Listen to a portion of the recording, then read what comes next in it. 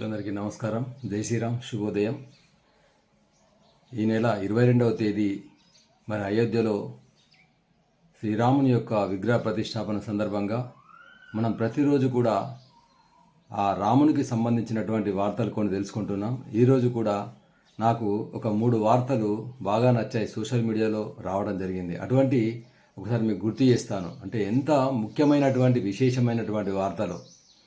ఒకటి ఏంటంటే, ఈ అయోధ్య రాముని యొక్క ప్రతిష్టాపనకు ఎవరెవరికి ఆహ్వానం వచ్చిందనేటువంటి విషయంలో 2 వార్తలు రావడం జరిగింది. అయితే ఎంత సాధారణమైనటువంటి వ్యక్తికి మనం ఊహించం అసలు, అటువంటి తెలుసుకుందాం.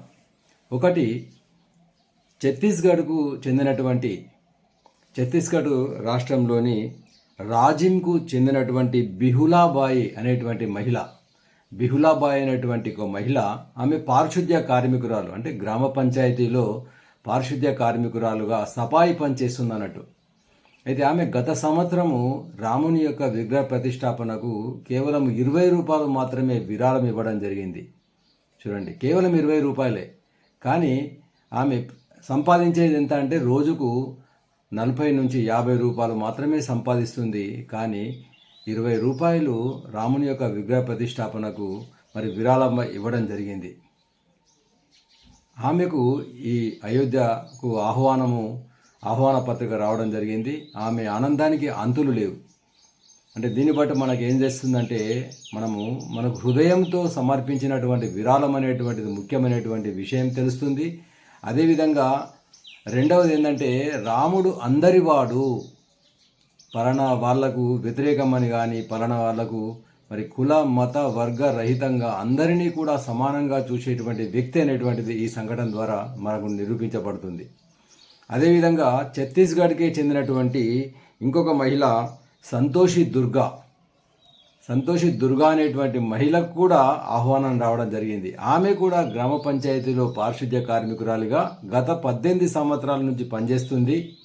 అయితే విశేషం ఏంటంటే, ఆమె సుమారు దాదాపు 700 శవ పరీక్షలు నిర్వహించడం జరిగింది. పారిశుద్ధ్య కార్మికురాలుగా పనిచేస్తూ 700 శవ పరీక్షలు నిర్వహించడం జరిగింది. ఆమెకు అనుకోకుండా అయోధ్య నుంచి ఆహ్వాన పత్రిక వచ్చేసరికి ఆమె యొక్క ఆనందానికి అంతులు లేవు, కన్నీటి పర్యంతమయ్యారని జరిగింది.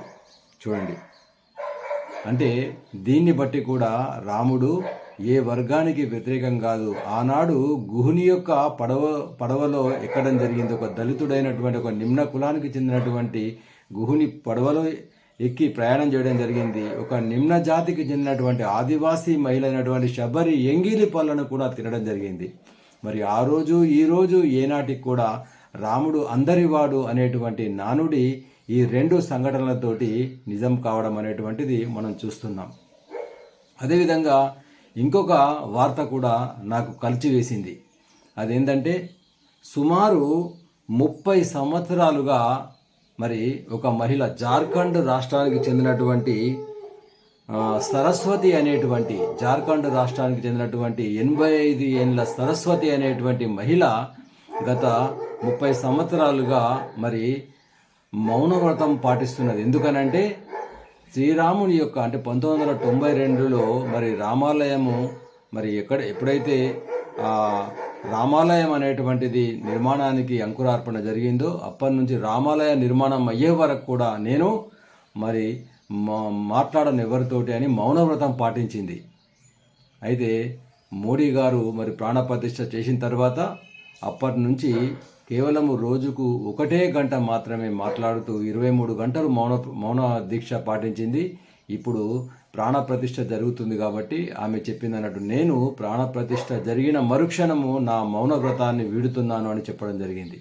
చూడండి, అంటే ఇది సాధారణమైనటువంటి వార్త కాదు, సాధారణమైన విషయం కాదు, అసాధారణమైనటువంటి విషయం. 30 సంవత్సరాలుగా మరి మౌనవ్రతం పాటించడం అంటే అది ఏమి ఊహించి అది చేస్తుండవచ్చు. అసలు ఇది అవుతుందా మరి కాదా అనేటువంటి, అంటే ఆమె యొక్క సంకల్పము, ఆయన యొక్క దృఢమైనటువంటి సంకల్పం అటువంటిది అన్నట్టు. కాబట్టి ఈ 3 వార్తలు కూడా మరి ఈరోజు ప్రముఖంగా అన్ని వార్తాపత్రికల్లో రావడం జరిగింది. కాబట్టి ఆ 3 వార్తలను రాముడికి సంబంధించినవి కాబట్టి మీ ముందుకు తీసుకురావడం జరిగింది. జై శ్రీరామ్.